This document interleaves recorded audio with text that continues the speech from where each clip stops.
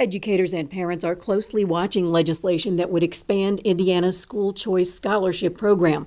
Still pending are proposals to increase income eligibility and state funding for parents who choose to send their children to charter schools.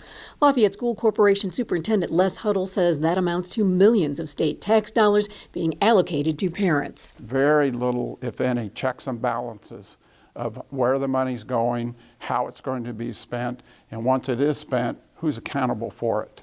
Is it the parent or is it the receiving school? What did they use it for? Tippecanoe School Corporation parent Mary Kate Annan says the increase in income eligibility seems counterintuitive to the voucher program that she says was created to help lower income families. I'm certainly not a proponent of extending eligibility to families that make significantly, even exponentially more than the free and reduced poverty line.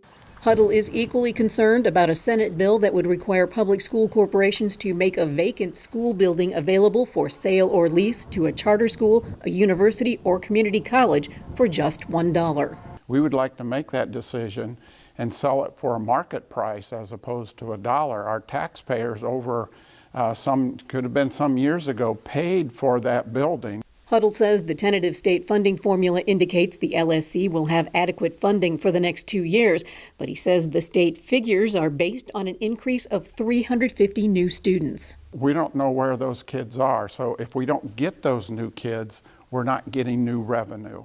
Huddle says, in his opinion, the legislature still needs to answer a lot of questions before school funding is finalized. State legislators have until the end of the month to work out those details. Chris Morrissey-Vitsa, Star City News, Tippecanoe County.